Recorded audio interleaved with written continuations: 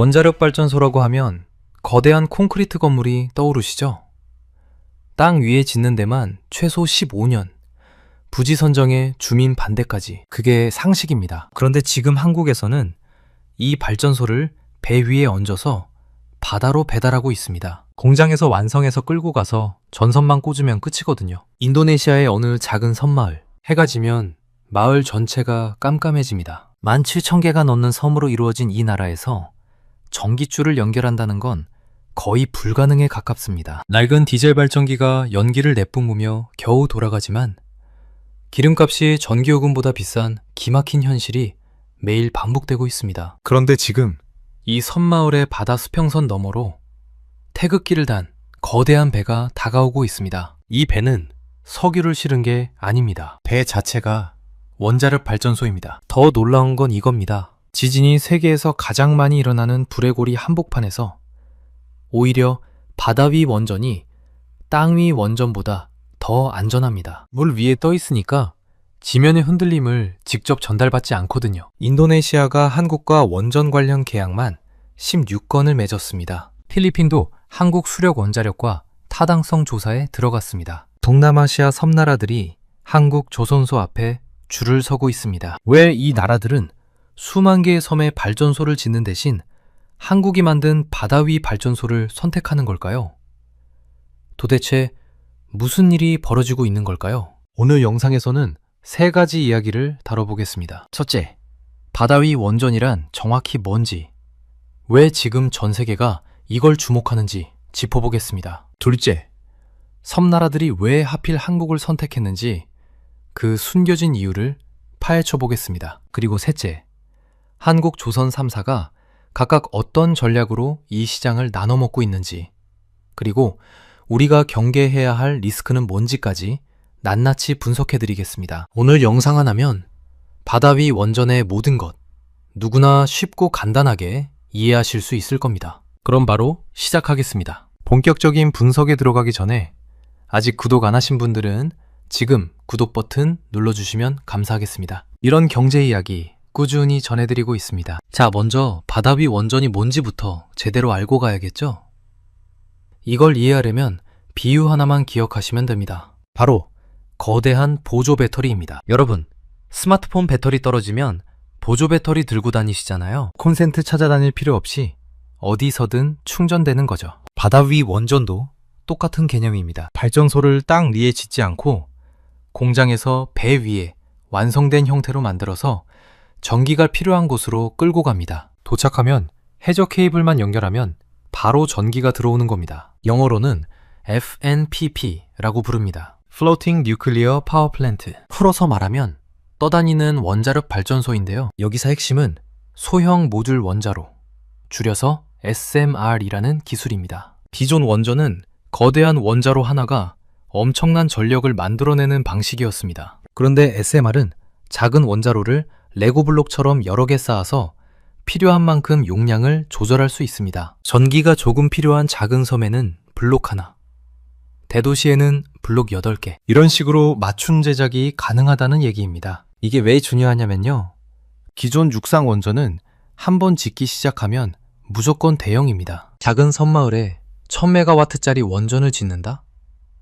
배보다 배꼽이 큰 거죠. 그런데 해상 원전은 100메가와트짜리 소형으로 딱 그 섬에 맞는 사이즈로 배달이 됩니다. 이게 지금 전 세계에서 가장 뜨거운 에너지 기술인 이유입니다. 단순히 원전을 작게 만든 게 아니라 에너지 공급의 방식 자체를 바꿔버린 겁니다. 발전소를 짓는 시대에서 발전소를 배달하는 시대로 넘어간 거죠. 그러면 여기서 자연스럽게 궁금해지실 겁니다. 이 기술이 정말 실현 가능한 건지, 아니면 아직 그림 속의 떡인 건지. 결론부터 말씀드리면 이미 현실입니다. 러시아가 2020년부터 아카데믹 로모노소프라는 이름의 부유식 원전을 실제로 가동하고 있거든요. 극지방의 외딴 마을에 전기를 공급하는 용도로 쓰이고 있는데 이미 5년 넘게 상업 운전을 하고 있습니다. 기술 자체는 증명이 끝난 겁니다. 그리고 한국은 여기서 한 발 더 나아갔습니다. 러시아가 기존 원자로를 배 위에 얹은 수준이라면 한국 조선 3사는 처음부터 바다 위에서 돌아가도록 설계된 차세대 원자로를 개발한 겁니다. 은육염 원자로, 소듐 냉각 고속로 같은 4세대 기술을 접목해서요. 여기서 잠깐 정리해드리겠습니다. 바다 위 원전은 공장에서 완성해서 배달하는 보조 배터리 같은 발전소이고, 레고 블록처럼 크기를 조절할 수 있으며 이미 러시아에서 5년 넘게 검증된 기술입니다. 한국은 여기에 한 세대 앞선 원자로 기술까지 얹었다는 것. 이 정도면 기본은 잡으셨을 겁니다. 그런데 진짜 문제는 지금부터입니다. 이 기술이 아무리 좋아도 사줄 사람이 없으면 의미가 없잖아요. 그런데 지금 동남아시아 섬나라들이 왜 이렇게 미친 듯이 달려들고 있는 걸까요? 숫자를 보면 그 이유가 바로 보입니다. 2026년 현재 전 세계 해상 원전 시장 규모가 77억 달러입니다. 하나로 따지면 약 10조 원이 넘는 시장이죠. 그런데 이 시장이 매년 16%씩 커지고 있습니다. 보통 시장 성장률이 3에서 5%면 괜찮다고 하는데 16%는 그야말로 폭발적인 성장입니다. 2030년이면 약 14조 원 규모까지 커질 것으로 전망되고 있습니다. 그 중에서도 가장 빠르게 성장하는 지역이 어디냐? 바로 아시아 태평양입니다. 왜 그런지는 뒤에서 자세히 설명드리겠습니다. 이 시장을 누가 잡느냐? 한국 조선 3사의 실적을 보면 답이 나옵니다. HD 현대중공업은 2026년 영업이익 전망치가 3조 3,900억 원입니다. 영업이익률이 15.7%예요. 삼성중공업은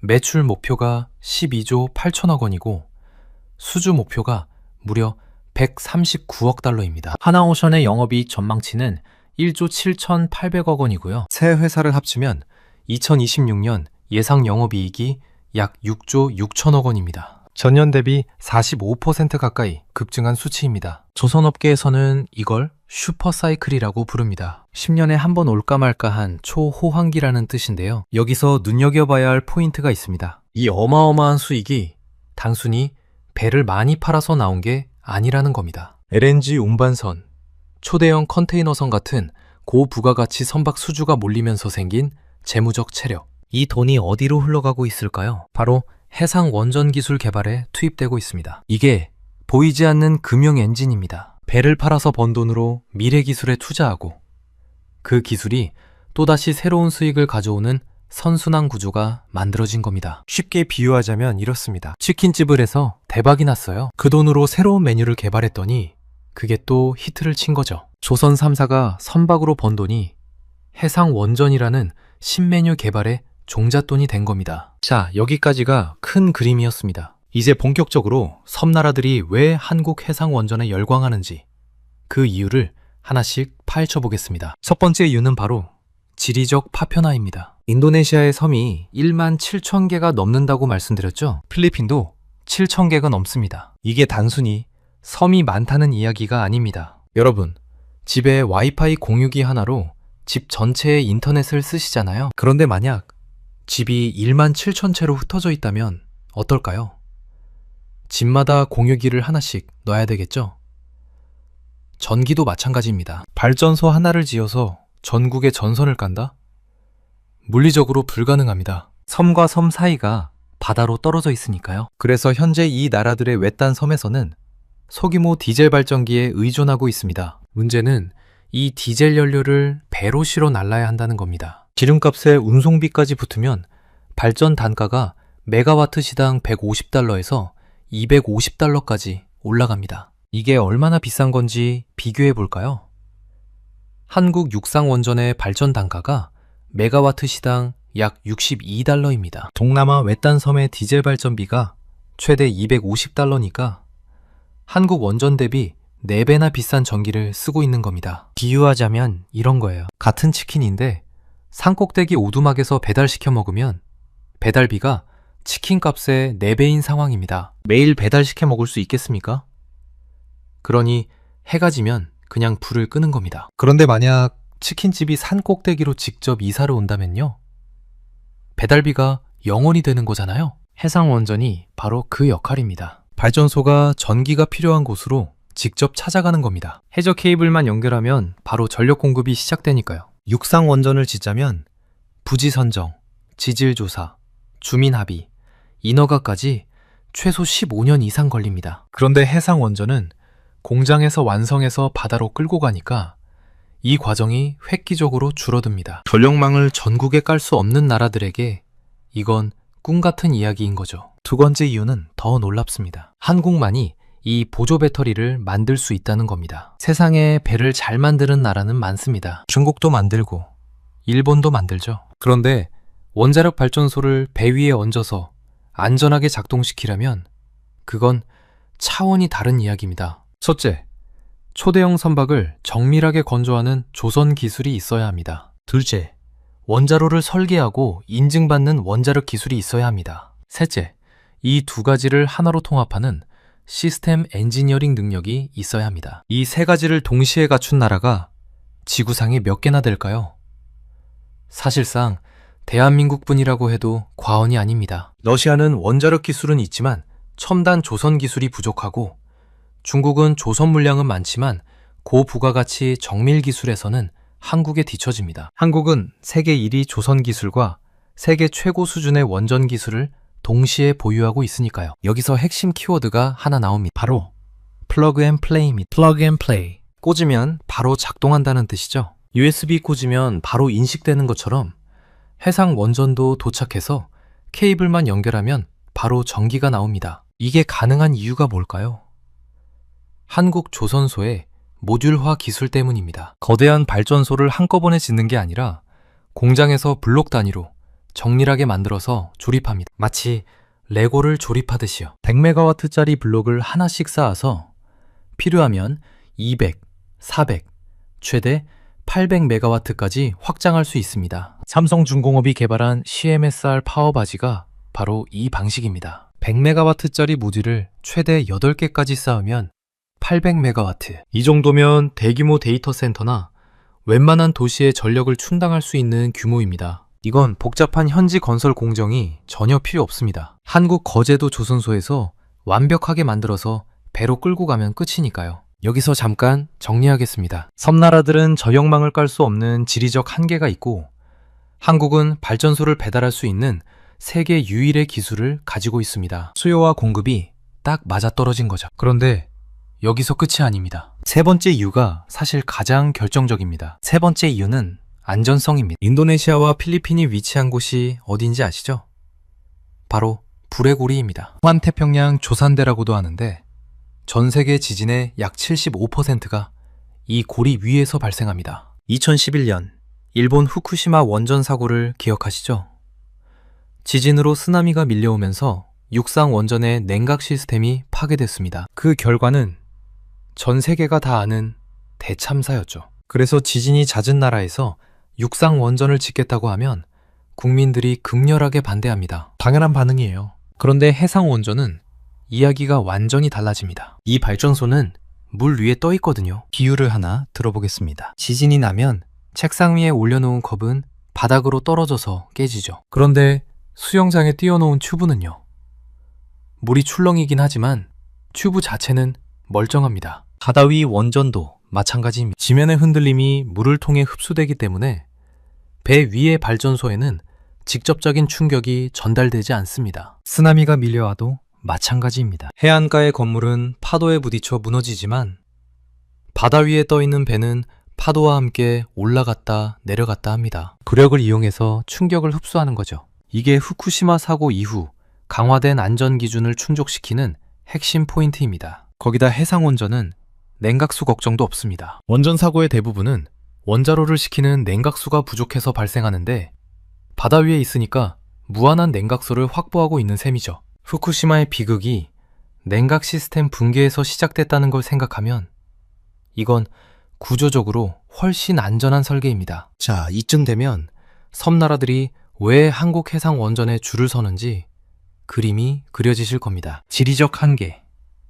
한국의 독보적 기술, 불의 고리에서의 안전성, 이 세 가지만으로도 충분하지만 네 번째 이유까지 알고 나면 줄을 서는 게 당연하다는 생각이 드실 겁니다. 네 번째 이유는 돈입니다. 결국 모든 건 경제성으로 귀결되니까요. 아까 동남아 섬 지역의 디젤 발전 단가가 메가와트 시당 150달러에서 250달러라고 했죠. 한국이 개발 중인 해상 원전의 예상 발전 단가는 80달러에서 110달러입니다. 절반도 안 되는 비용으로 24시간 끊기지 않는 전기를 쓸 수 있다는 얘기입니다. 게다가 디젤 발전은 기름값에 따라 비용이 들쭉날쭉합니다. 국제 유가가 오르면 전기요금도 같이 뛰죠. 그런데 원전은 한 번 연료를 넣으면 수년간 안정적으로 돌아갑니다. 연료비 비중이 전체 비용의 아주 작은 부분이거든요. 비유하자면 이런 겁니다. 디젤 발전은 매달 기름값을 내야 하는 주유소 같은 거고, 해상 원전은 한번 완충하면 몇 년 동안 쓸 수 있는 전기차 같은 겁니다. 장기적으로 보면 어느 쪽이 유리한지는 누구나 알 수 있죠. 그리고 여기에 탄소 중립이라는 시대적 압박까지 더해집니다. 전 세계가 2050년까지 탄소 배출량을 0으로 만들겠다고 선언했습니다. 인도네시아도 필리핀도 예외는 아닙니다. 그런데 디젤 발전기를 계속 돌리면 탄소가 계속 나오죠. 국제사회에서 압박이 들어오고 탄소 배출권 비용까지 올라가면 디젤 발전은 점점 더 비싸지는 겁니다. 반면 원자력 발전은 가동 중에 탄소 배출이 사실상 0입니다. 전기요금도 싸고 탄소도 안 나오고 24시간 안정적으로 돌아갑니다. 섬나라 입장에서는 이걸 안 쓸 이유가 없는 거죠. 정리하면 이렇습니다. 섬나라들이 한국 해상원전에 줄을 서는 이유. 첫째, 전력망을 깔 수 없는 지리적 한계. 둘째, 한국만이 가진 플러그앤플레이 제조 능력. 셋째, 불의 고리에서 오히려 더 안전한 해상원전의 구조적 장점. 넷째, 디젤 대비 절반 이하의 발전 비용과 탄소 중립 대응. 이 네 가지가 맞물려서 지금 동남아시아에서 한국 해상원전 러시가 벌어지고 있는 겁니다. 그런데 여기서 더 흥미로운 이야기가 남아 있습니다. 한국 조선 3사가 이 시장을 어떻게 나눠 먹고 있느냐? 세 회사의 전략이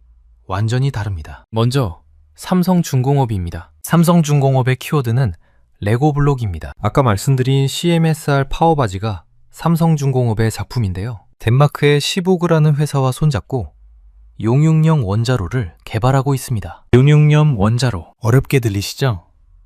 쉽게 설명드리겠습니다. 기존 원자로는 고체 연료봉을 사용합니다. 이 연료봉이 과열되면 녹아내리면서 멜트다운, 즉 노심 용융 사고가 발생할 수 있어요. 후쿠시마가 바로 그 케이스였죠. 그런데 용융염 원자로는 처음부터 연료가 액체 상태입니다. 이미 녹아있는 거예요. 그러니까 멜트다운이라는 개념 자체가 성립되지 않습니다. 이미 물인데 또 녹을 수는 없잖아요. 구조적으로 가장 안전한 원자로 중 하나로 평가받는 이유입니다. 삼성중공업은 이 원자로를 100메가와트 단위로 모듈화해서 고객이 원하는 용량만큼 블록을 쌓아 제공하겠다는 전략입니다. 2026년 양산 체제에 돌입했고 수주 목표만 139억 달러, 하나로 약 19조 원 규모입니다. 다음은 HD 현대입니다. HD 현대의 키워드는 표준 선점입니다. HD 현대는 단순히 해상 원전을 만드는 데서 그치지 않고 국제 규칙 자체를 만드는 데 나서고 있습니다. 해상 원자력 에너지 협의기구, 약자로 니모라는 국제 조직의 설립을 HD 현대가 주도했습니다. 이게 무슨 뜻이냐면 바다 위 원전의 안전 기준, 인증 절차, 운영 규칙을 한국이 정하겠다는 겁니다. 비유하자면 이런 거예요. 새로운 스포츠가 생겼는데 그 스포츠의 규칙을 한국이 만드는 겁니다. 규칙을 만든 나라가 그 스포츠에서 가장 유리할 수밖에 없잖아요. HD 현대는 기술적 우위를 넘어서 제도적 진입장벽까지 구축하는 고도의 전략을 펼치고 있는 셈이죠. 거기다 빌 게이츠가 투자한 미국의 테라파워와 손잡고 소듐 냉각 고속로라는 차세대 원자로도 함께 개발하고 있습니다. 2023년부터 개념 설계 인증을 연속 획득했고 2026년 상용화 모델 완성을 목전에 두고 있습니다. 마지막으로 하나오션입니다. 하나오션의 키워드는 에너지 생태계 통합입니다. 하나오션은 해상 원전을 독립적인 발전소로 보지 않습니다. 해상 풍력, 해저 케이블과 연계한 거대한 바다 위 에너지 클러스터의 일환으로 접근하고 있거든요. 쉽게 비유하면 하나오션은 발전소 하나만 배달하는 게 아니라 발전소와 전선과 풍력 발전기를 다 묶어서 바다 위 에너지 마을 전체를 배달하겠다는 겁니다. 실제로 인도네시아 정부와 토르콘이라는 미국 회사와 함께 토륨 용융염 원자로 프로젝트를 진행 중이고 2026년 초 프로젝트 파이낸싱 완료를 목표로 사업을 가속화하고 있습니다. 세 회사의 전략을 다시 한번 정리해보면 이렇습니다. 삼성중공업은 레고블록처럼 조립하는 양산형 전략. HD 현대는 국제 표준을 선점하고 빌 게이츠의 테라파워와 동맹하는 규칙 선점형 전략. 하나오션은 원전과 풍력을 묶어 바다 위 에너지 생태계를 통째로 만드는 플랫폼형 전략입니다. 같은 바다 위 원전이라는 시장을 놓고 세 회사가 완전히 다른 각도로 접근하고 있다는 게 정말 흥미롭죠. 이 현상 어디서 많이 본 것 같지 않으신가요? 바로 한국이 반도체에서 벌였던 일과 판박이입니다. 삼성전자와 SK하이닉스가 메모리 반도체에서 세계를 석권한 것처럼 이제 조선 3사가 해상 원전이라는 새로운 영역에서 똑같은 패턴을 만들어내고 있는 겁니다. 세계 최고의 제조 역량으로 원가를 낮추고 글로벌 표준을 선점하고 후발주자가 따라올 수 없는 기술 격차를 벌리는 전략. 한국 제조업의 DNA가 조선에서도 그대로 작동하고 있습니다. 그리고 여기에 하나 더 주목할 트렌드가 있습니다. 바로 AI 데이터 센터의 폭발적인 전력 수요입니다. 챗 GPT 같은 AI를 돌리려면 어마어마한 전기가 필요합니다. AI 데이터 센터 하나가 소비하는 전력이 웬만한 중소도시 전체 전력량과 맞먹거든요. 그래서 지금 전 세계 빅테크 기업들이 24시간 안정적으로 전기를 공급받을 수 있는 기저 전력원을 찾고 있는데 해상 원전이 그 답 중 하나로 급부상하고 있습니다. 데이터 센터를 해안가에 짓고 바다 위 원전에서 전기를 공급받는 시나리오가 현실화되고 있는 겁니다. 삼성중공업의 파워바지가 최대 800메가와트까지 확장 가능하다고 했죠. 대규모 데이터 센터의 전력을 충당하기에 충분한 규모입니다. 동남아 섬나라뿐만 아니라 글로벌 빅테크까지 잠재 고객이 되는 셈이죠. 여기까지 들으시면 장밋빛 미래만 보이실 텐데 이제 냉정하게 리스크도 짚어봐야 합니다. 국뽕을 빼고 팩트만 이야기해 보겠습니다. 첫 번째 리스크는 해결료 공급망입니다. 4세대 원자로에 필요한 고농축, 저농축 우라늄, 줄여서 헤일류라고 하는데요. 이 연료의 공급을 현재 러시아와 중국이 상당 부분 장악하고 있습니다. 아무리 좋은 차를 만들어도 기름이 없으면 달릴 수 없잖아요. 미국이 자국 내 헤일류 생산을 독려하고 있긴 하지만 아직 공급이 충분하지 않은 상황입니다. 이 문제가 해결되지 않으면 해상 원전 상용화에 병목이 생길 수 있습니다. 두 번째 리스크는 규제의 회색지대입니다. 바다 위 원전은 배이기도 하고 발전소이기도 합니다. 그런데 배를 관리하는 국제해사기구의 법과 원전을 관리하는 국제원자력기구의 법이 서로 다릅니다. 사고가 나면 누구 법을 적용하느냐? 해양오염 책임은 누가 지느냐?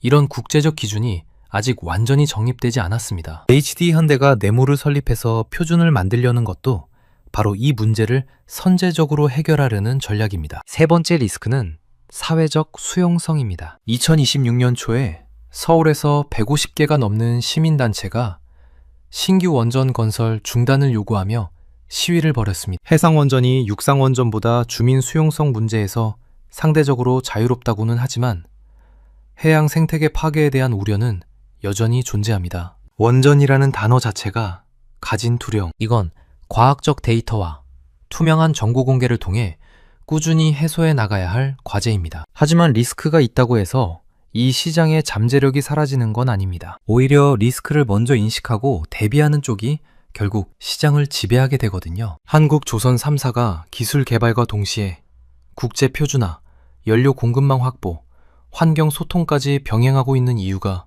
바로 여기에 있습니다. 자, 이제 전체 내용을 한눈에 정리해 드리겠습니다. 오늘 우리가 살펴본 내용의 핵심은 이렇습니다. 한국 조선 3사가 바다 위 원자력 발전소를 개발하는 데 성공했고 동남아시아 섬나라들이 이 기술을 도입하기 위해 줄을 서고 있습니다. 그 이유는 4가지였습니다. 17,000개의 섬에 전력망을 깔 수 없는 지리적 한계, 한국만이 가진 보조 배터리 배달 기술, 고리고리에서 오히려 더 안전한 해상 원전의 설계적 장점, 그리고 디젤 대비 절반 이하의 발전 비용. 한국 조선 3사는 각각 다른 전략으로 이 시장을 공략하고 있습니다. 삼성중공업은 레고블록 양산형, HD 현대는 국제표준 선점형, 하나오션은 에너지 생태계 통합형. 세 회사가 경쟁하면서도 시장을 함께 키우는 구도입니다. 시장 규모는 2026년 77억 달러에서 2030년 약 14조 원으로 매년 16%씩 성장할 전망이고 조선 3사의 합산 영업이익은 올해만 6조 6천억 원이 예상됩니다. 선박으로 번 돈이 해상 원전 기술 개발로 흘러가는 선순환 구조가 이미 가동되고 있습니다. 다만 해결료 공급망, 국제 규제 표준화, 사회적 수용성이라는 세 가지 과제가 남아 있습니다. 이 과제들을 어떻게 해결하느냐에 따라 K해상 원전이 진정한 글로벌 에너지의 주류가 될 수 있을지가 결정될 겁니다. 이건 단순히 배를 잘 만드는 나라의 이야기가 아닙니다. 한국이 에너지를 배달하는 시대를 열었다는 이야기입니다. 과거의 한국은 자동차, 반도체, 스마트폰으로 세계를 바꿨습니다. 이제는 바다 위의 거대한 보조 배터리로 전 세계 섬마을에 불을 켜는 나라가 되려 하고 있습니다. 앞으로 몇 년 안에 인도네시아의 그 깜깜했던 섬마을에 한국이 만든 배가 도착해서 전선을 꽂는 날이 올 겁니다. 그날 불이 켜지는 순간 그건 그 섬마을만의 불빛이 아니라 한국 제조업의 새로운 역사가 시작되는 불빛일 겁니다. 여러분은 한국의 바다 위 원전에 대해 어떻게 생각하시나요? 해상 원전이 앞으로 한국의 새로운 먹거리가 될 수 있을지 아니면 리스크가 더 크다고 보시는지 여러분의 생각을 댓글로 공유해 주시면 감사하겠습니다. 오늘 영상은 여기까지입니다. 긴 영상 시청해 주셔서 감사합니다. 구독과 좋아요 한 번씩만 눌러주시면 정말 크나큰 도움이 됩니다. 원자력 발전소라고 하면 거대한 콘크리트 건물이 떠오르시죠? 땅 위에 짓는 데만 최소 15년, 부지 선정에 주민 반대까지 그게 상식입니다. 그런데 지금 한국에서는 이 발전소를 배 위에 얹어서 바다로 배달하고 있습니다. 공장에서 완성해서 끌고 가서 전선만 꽂으면 끝이거든요. 인도네시아의 어느 작은 섬마을, 해가 지면 마을 전체가 깜깜해집니다. 17,000개가 넘는 섬으로 이루어진 이 나라에서 전기줄을 연결한다는 건 거의 불가능에 가깝습니다. 낡은 디젤 발전기가 연기를 내뿜으며 겨우 돌아가지만 기름값이 전기요금보다 비싼 기막힌 현실이 매일 반복되고 있습니다. 그런데 지금 이 섬마을의 바다 수평선 너머로 태극기를 단 거대한 배가 다가오고 있습니다. 이 배는 석유를 실은 게 아닙니다. 배 자체가 원자력 발전소입니다. 더 놀라운 건 이겁니다. 지진이 세계에서 가장 많이 일어나는 브레고리 한복판에서 오히려 바다 위 원전이 땅 위 원전보다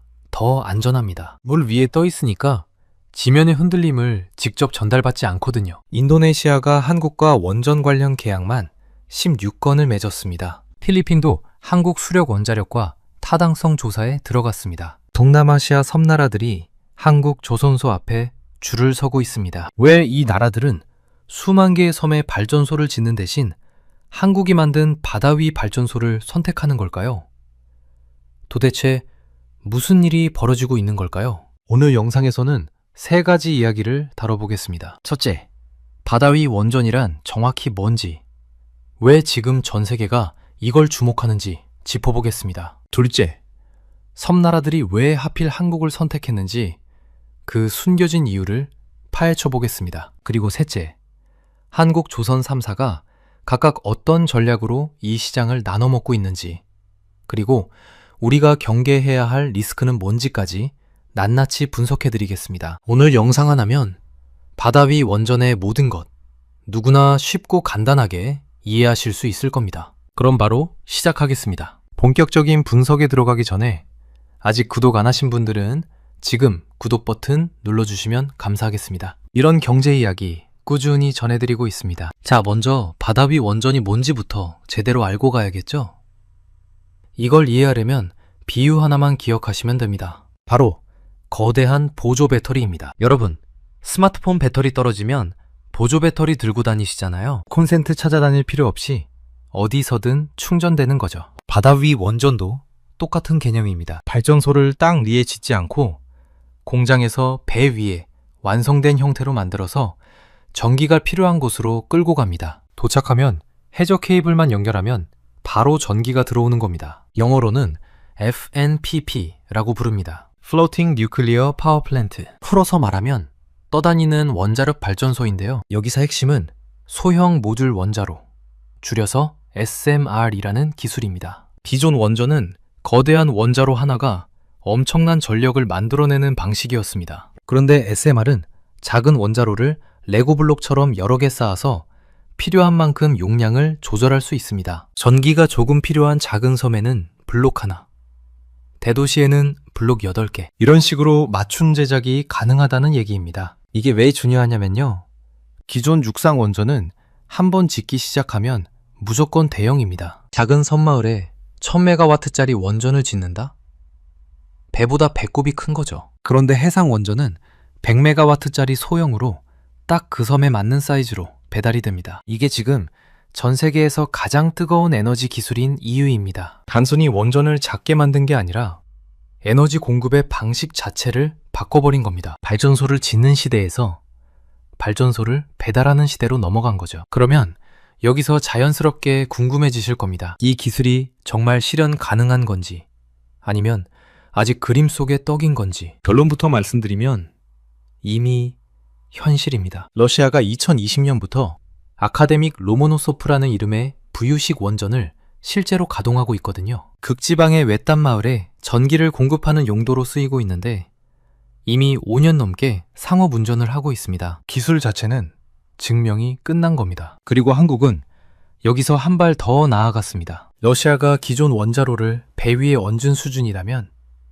한국 조선 3사는 처음부터 바다 위에서 돌아가도록 설계된 차세대 원자로를 개발한 겁니다. 은육염 원자로, 소듐 냉각 고속로 같은 4세대 기술을 접목해서요.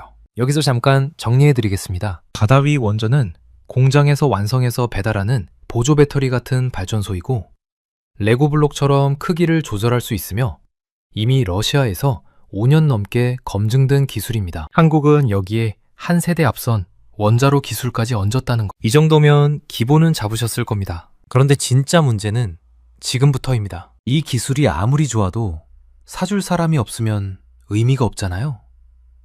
그런데 지금 동남아시아 섬나라들이 왜 이렇게 미친 듯이 달려들고 있는 걸까요? 숫자를 보면 그 이유가 바로 보입니다. 2026년 현재 전 세계 해상 원전 시장 규모가 77억 달러입니다. 하나로 따지면 약 10조 원이 넘는 시장이죠. 그런데 이 시장이 매년 16%씩 커지고 있습니다. 보통 시장 성장률이 3에서 5%면 괜찮다고 하는데 16%는 그야말로 폭발적인 성장입니다. 2030년이면 약 14조 원 규모까지 커질 것으로 전망되고 있습니다. 그 중에서도 가장 빠르게 성장하는 지역이 어디냐? 바로 아시아 태평양입니다. 왜 그런지는 뒤에서 자세히 설명드리겠습니다. 이 시장을 누가 잡느냐? 한국 조선 3사의 실적을 보면 답이 나옵니다. HD 현대중공업은 2026년 영업이익 전망치가 3조 3,900억 원입니다. 영업이익률이 15.7%예요. 삼성중공업은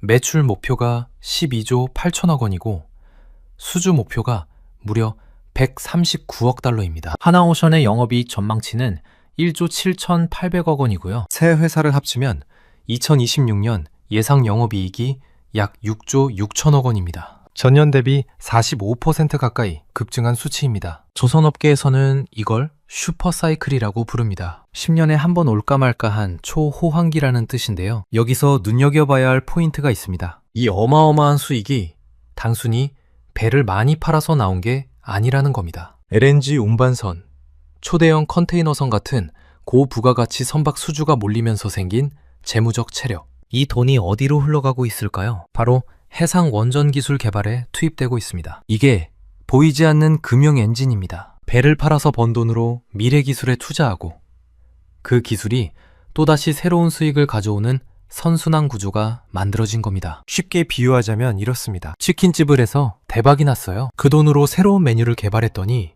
그게 또 히트를 친 거죠. 조선 3사가 선박으로 번 돈이 해상 원전이라는 신메뉴 개발에 종잣돈이 된 겁니다. 자, 여기까지가 큰 그림이었습니다. 이제 본격적으로 섬나라들이 왜 한국 해상 원전에 열광하는지 그 이유를 하나씩 파헤쳐 보겠습니다. 첫 번째 이유는 바로 지리적 파편화입니다. 인도네시아의 섬이 1만 7천 개가 넘는다고 말씀드렸죠? 필리핀도 7천 개가 넘습니다. 이게 단순히 섬이 많다는 이야기가 아닙니다. 여러분, 집에 와이파이 공유기 하나로 집 전체의 인터넷을 쓰시잖아요. 그런데 만약 집이 1만 7천 채로 흩어져 있다면 어떨까요?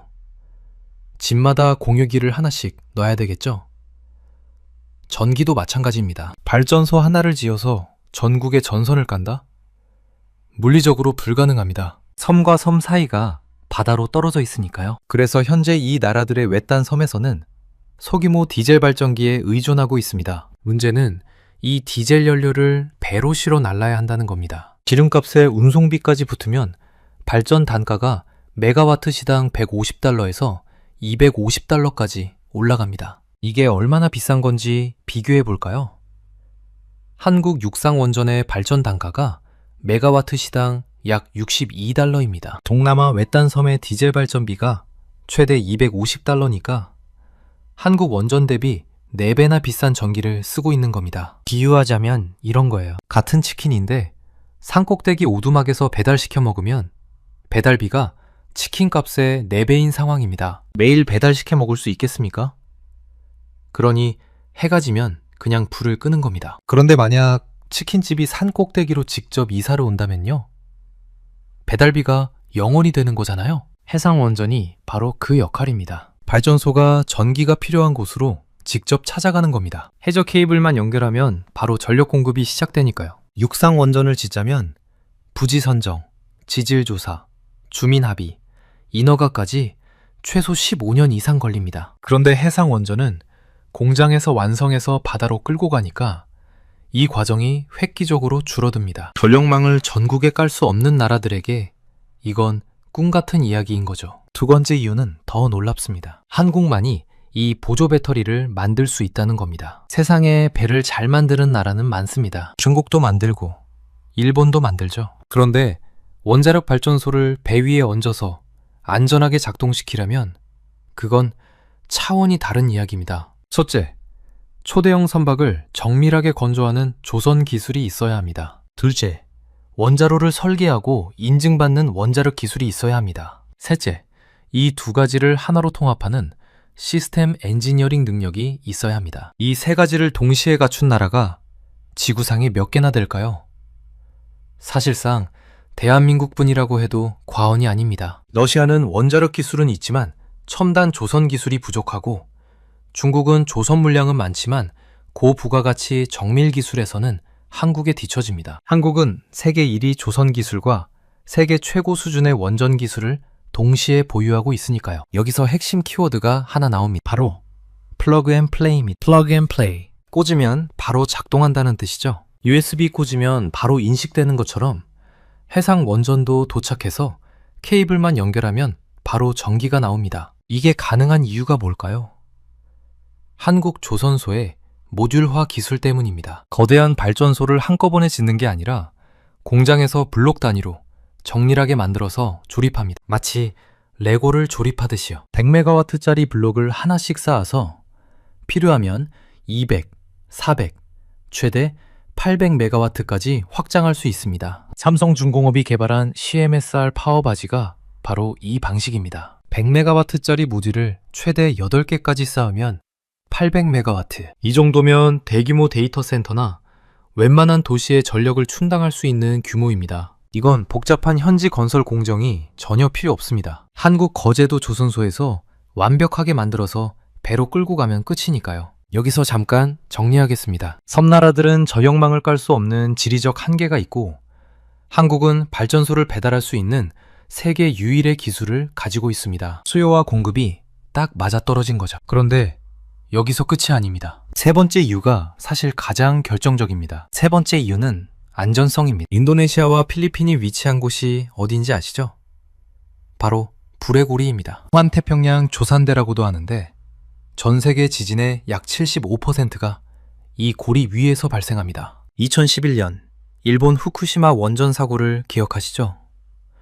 지진으로 쓰나미가 밀려오면서 육상 원전의 냉각 시스템이 파괴됐습니다. 그 결과는 전 세계가 다 아는 대참사였죠. 그래서 지진이 잦은 나라에서 육상 원전을 짓겠다고 하면 국민들이 극렬하게 반대합니다. 당연한 반응이에요. 그런데 해상 원전은 이야기가 완전히 달라집니다. 이 발전소는 물 위에 떠 있거든요. 비유를 하나 들어보겠습니다. 지진이 나면 책상 위에 올려놓은 컵은 바닥으로 떨어져서 깨지죠. 그런데 수영장에 띄워놓은 튜브는요. 물이 출렁이긴 하지만 튜브 자체는 멀쩡합니다. 바다 위 원전도 마찬가지입니다. 지면의 흔들림이 물을 통해 흡수되기 때문에 배 위의 발전소에는 직접적인 충격이 전달되지 않습니다. 쓰나미가 밀려와도 마찬가지입니다. 해안가의 건물은 파도에 부딪혀 무너지지만 바다 위에 떠 있는 배는 파도와 함께 올라갔다 내려갔다 합니다. 구력을 이용해서 충격을 흡수하는 거죠. 이게 후쿠시마 사고 이후 강화된 안전 기준을 충족시키는 핵심 포인트입니다. 거기다 해상원전은 냉각수 걱정도 없습니다. 원전 사고의 대부분은 원자로를 식히는 냉각수가 부족해서 발생하는데 바다 위에 있으니까 무한한 냉각수를 확보하고 있는 셈이죠. 후쿠시마의 비극이 냉각 시스템 붕괴에서 시작됐다는 걸 생각하면 이건 구조적으로 훨씬 안전한 설계입니다. 자, 이쯤 되면 섬나라들이 왜 한국 해상 원전에 줄을 서는지 그림이 그려지실 겁니다. 지리적 한계, 한국의 독보적 기술, 브레고리에서의 안전성, 이 세 가지만으로도 충분하지만 네 번째 이유까지 알고 나면 줄을 서는 게 당연하다는 생각이 드실 겁니다. 네 번째 이유는 돈입니다. 결국 모든 건 경제성으로 귀결되니까요. 아까 동남아 섬 지역의 디젤 발전 단가가 메가와트 시당 150달러에서 250달러라고 했죠. 한국이 개발 중인 해상 원전의 예상 발전 단가는 80달러에서 110달러입니다. 절반도 안 되는 비용으로 24시간 끊기지 않는 전기를 쓸 수 있다는 얘기입니다. 게다가 디젤 발전은 기름값에 따라 비용이 들쭉날쭉합니다. 국제 유가가 오르면 전기요금도 같이 뛰죠. 그런데 원전은 한 번 연료를 넣으면 수년간 안정적으로 돌아갑니다. 연료비 비중이 전체 비용의 아주 작은 부분이거든요. 비유하자면 이런 겁니다. 디젤 발전은 매달 기름값을 내야 하는 주유소 같은 거고, 해상 원전은 한번 완충하면 몇 년 동안 쓸 수 있는 전기차 같은 겁니다. 장기적으로 보면 어느 쪽이 유리한지는 누구나 알 수 있죠. 그리고 여기에 탄소 중립이라는 시대적 압박까지 더해집니다. 전 세계가 2050년까지 탄소 배출량을 0으로 만들겠다고 선언했습니다. 인도네시아도 필리핀도 예외는 아닙니다. 그런데 디젤 발전기를 계속 돌리면 탄소가 계속 나오죠. 국제사회에서 압박이 들어오고 탄소 배출권 비용까지 올라가면 디젤 발전은 점점 더 비싸지는 겁니다. 반면 원자력 발전은 가동 중에 탄소 배출이 사실상 0입니다. 전기요금도 싸고 탄소도 안 나오고 24시간 안정적으로 돌아갑니다. 섬나라 입장에서는 이걸 안 쓸 이유가 없는 거죠. 정리하면 이렇습니다. 섬나라들이 한국 해상원전에 줄을 서는 이유. 첫째, 전력망을 깔 수 없는 지리적 한계. 둘째, 한국만이 가진 플러그앤플레이 제조 능력. 셋째, 브레고리에서 오히려 더 안전한 해상원전의 구조적 장점. 넷째, 디젤 대비 절반 이하의 발전 비용과 탄소 중립 대응. 이 네 가지가 맞물려서 지금 동남아시아에서 한국 해상원전 러시가 벌어지고 있는 겁니다. 그런데 여기서 더 흥미로운 이야기가 남아 있습니다. 한국 조선 3사가 이 시장을 어떻게 나눠 먹고 있느냐? 세 회사의 전략이 완전히 다릅니다. 먼저 삼성중공업입니다. 삼성중공업의 키워드는 레고블록입니다. 아까 말씀드린 CMSR 파워바지가 삼성중공업의 작품인데요. 덴마크의 시보그라는 회사와 손잡고 용융염 원자로를 개발하고 있습니다. 용융염 원자로, 어렵게 들리시죠? 쉽게 설명드리겠습니다. 기존 원자로는 고체 연료봉을 사용합니다. 이 연료봉이 과열되면 녹아내리면서 멜트다운, 즉 노심 용융 사고가 발생할 수 있어요. 후쿠시마가 바로 그 케이스였죠. 그런데 용융염 원자로는 처음부터 연료가 액체 상태입니다. 이미 녹아있는 거예요. 그러니까 멜트다운이라는 개념 자체가 성립되지 않습니다. 이미 물인데 또 녹을 수는 없잖아요. 구조적으로 가장 안전한 원자로 중 하나로 평가받는 이유입니다. 삼성중공업은 이 원자로를 100메가와트 단위로 모듈화해서 고객이 원하는 용량만큼 블록을 쌓아 제공하겠다는 전략입니다. 2026년 양산 체제에 돌입했고 수주 목표만 139억 달러, 하나로 약 19조 원 규모입니다. 다음은 HD현대입니다. HD현대의 키워드는 표준 선점입니다. HD현대는 단순히 해상원전을 만드는 데서 그치지 않고 국제 규칙 자체를 만드는 데 나서고 있습니다. 해상원자력에너지협의기구, 약자로 니모라는 국제조직의 설립을 HD현대가 주도했습니다. 이게 무슨 뜻이냐면 바다 위 원전의 안전기준, 인증 절차, 운영 규칙을 한국이 정하겠다는 겁니다. 비유하자면 이런 거예요. 새로운 스포츠가 생겼는데 그 스포츠의 규칙을 한국이 만드는 겁니다. 규칙을 만든 나라가 그 스포츠에서 가장 유리할 수밖에 없잖아요. HD 현대는 기술적 우위를 넘어서 제도적 진입장벽까지 구축하는 고도의 전략을 펼치고 있는 셈이죠. 거기다 빌 게이츠가 투자한 미국의 테라파워와 손잡고 소듐 냉각 고속로라는 차세대 원자로도 함께 개발하고 있습니다. 2023년부터 개념 설계 인증을 연속 획득했고 2026년 상용화 모델 완성을 목전에 두고 있습니다. 마지막으로 하나오션입니다. 하나오션의 키워드는 에너지 생태계 통합입니다. 하나오션은 해상원전을 독립적인 발전소로 보지 않습니다. 해상풍력, 해저 케이블과 연계한 거대한 바다 위 에너지 클러스터의 일환으로 접근하고 있거든요. 쉽게 비유하면 하나오션은 발전소 하나만 배달하는 게 아니라 발전소와 전선과 풍력 발전기를 다 묶어서 바다 위 에너지 마을 전체를 배달하겠다는 겁니다. 실제로 인도네시아 정부와 토르콘이라는 미국 회사와 함께 토륨 용융염 원자로 프로젝트를 진행 중이고 2026년 초 프로젝트 파이낸싱 완료를 목표로 사업을 가속화하고 있습니다. 새 회사의 전략을 다시 한번 정리해보면 이렇습니다. 삼성중공업은 레고블록처럼 조립하는 양산형 전략, HD 현대는 국제 표준을 선점하고 빌 게이츠의 테라파워와 동맹하는 규칙 선점형 전략, 하나오션은 원전과 풍력을 묶어 바다 위 에너지 생태계를 통째로 만드는 플랫폼형 전략입니다. 같은 바다 위 원전이라는 시장을 놓고 세 회사가 완전히 다른 각도로 접근하고 있다는 게 정말 흥미롭죠. 이 현상 어디서 많이 본 것 같지 않으신가요? 바로 한국이 반도체에서 벌였던 일과 판박이입니다. 삼성전자와 SK하이닉스가 메모리 반도체에서 세계를 석권한 것처럼 이제 조선 3사가 해상 원전이라는 새로운 영역에서 똑같은 패턴을 만들어내고 있는 겁니다. 세계 최고의 제조 역량으로 원가를 낮추고 글로벌 표준을 선점하고 후발주자가 따라올 수 없는 기술 격차를 벌리는 전략. 한국 제조업의 DNA가 조선에서도 그대로 작동하고 있습니다. 그리고 여기에 하나 더 주목할 트렌드가 있습니다. 바로 AI 데이터 센터의 폭발적인 전력 수요입니다. 챗 GPT 같은 AI를 돌리려면 어마어마한 전기가 필요합니다. AI 데이터 센터 하나가 소비하는 전력이 웬만한 중소도시 전체 전력량과 맞먹거든요. 그래서 지금 전 세계 빅테크 기업들이 24시간 안정적으로 전기를 공급받을 수 있는 기저 전력원을 찾고 있는데 해상 원전이 그 답 중 하나로 급부상하고 있습니다. 데이터 센터를 해안가에 짓고 바다 위 원전에서 전기를 공급받는 시나리오가 현실화되고 있는 겁니다. 삼성중공업의 파워바지가 최대 800메가와트까지 확장 가능하다고 했죠.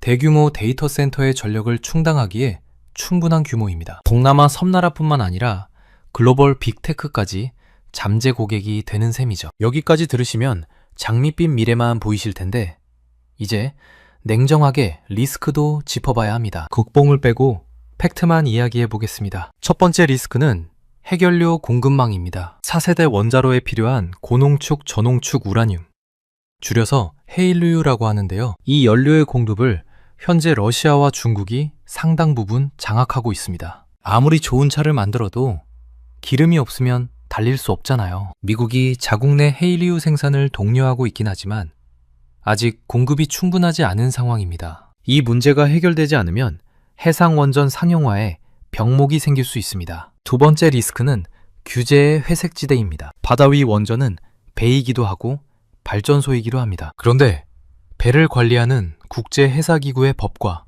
원전을 관리하는 국제원자력기구의 법이 서로 다릅니다. 사고가 나면 누구 법을 적용하느냐? 해양오염 책임은 누가 지느냐?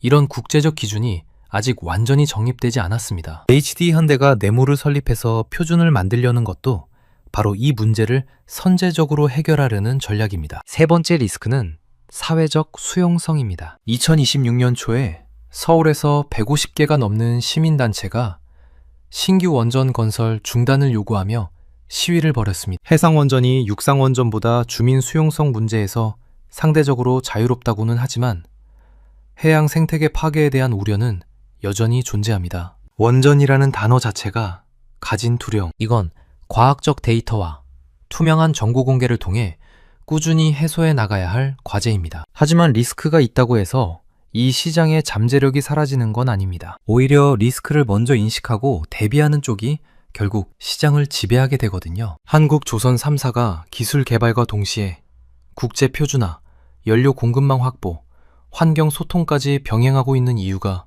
바로 여기에 있습니다. 자, 이제 전체 내용을 한눈에 정리해 드리겠습니다. 오늘 우리가 살펴본 내용의 핵심은 이렇습니다. 한국조선 3사가 바다 위 원자력 발전소를 개발하는 데 성공했고, 동남아시아 섬나라들이 이 기술을 도입하기 위해 줄을 서고 있습니다. 그 이유는 4가지였습니다. 17,000개의 섬에 전력망을 깔 수 없는 지리적 한계, 한국만이 가진 보조 배터리 배달 기술, 고리고리에서 오히려 더 안전한 해상 원전의 설계적 장점, 그리고 디젤 대비 절반 이하의 발전 비용. 한국조선 3사는 각각 다른 전략으로 이 시장을 공략하고 있습니다. 삼성중공업은 레고블록 양산형, HD현대는 국제표준 선점형, 하나오션은 에너지 생태계 통합형. 세 회사가 경쟁하면서도 시장을 함께 키우는 구도입니다. 시장 규모는 2026년 77억 달러에서 2030년 약 14조 원으로 매년 16%씩 성장할 전망이고, 조선 3사의 합산 영업이익은 올해만 6조 6천억 원이 예상됩니다. 선박으로 번 돈이 해상 원전 기술 개발로 흘러가는 선순환 구조가 이미 가동되고 있습니다. 다만 해결료 공급망, 국제 규제 표준화, 사회적 수용성이라는 3가지 과제가 남아 있습니다. 이 과제들을 어떻게 해결하느냐에 따라 K해상 원전이 진정한 글로벌 에너지의 주류가 될 수 있을지가 결정될 겁니다. 이건 단순히 배를 잘 만드는 나라의 이야기가 아닙니다. 한국이 에너지를 배달하는 시대를 열었다는 이야기입니다. 과거의 한국은 자동차, 반도체, 스마트폰으로 세계를 바꿨습니다. 이제는 바다 위의 거대한 보조 배터리로 전 세계 섬마을에 불을 켜는 나라가 되려 하고 있습니다. 앞으로 몇 년 안에 인도네시아의 그 깜깜했던 섬마을에 한국이 만든 배가 도착해서 전선을 꽂는 날이 올 겁니다. 그날 불이 켜지는 순간 그건 그 섬마을만의 불빛이 아니라 한국 제조업의 새로운 역사가 시작되는 불빛일 겁니다. 여러분은 한국의 바다 위 원전에 대해 어떻게 생각하시나요? 해상 원전이 앞으로 한국의 새로운 먹거리가 될 수 있을지, 아니면 리스크가 더 크다고 보시는지, 여러분의 생각을 댓글로 공유해 주시면 감사하겠습니다. 오늘 영상은 여기까지입니다. 긴 영상 시청해 주셔서 감사합니다. 구독과 좋아요 한 번씩만 눌러주시면 정말 크나큰 도움이 됩니다.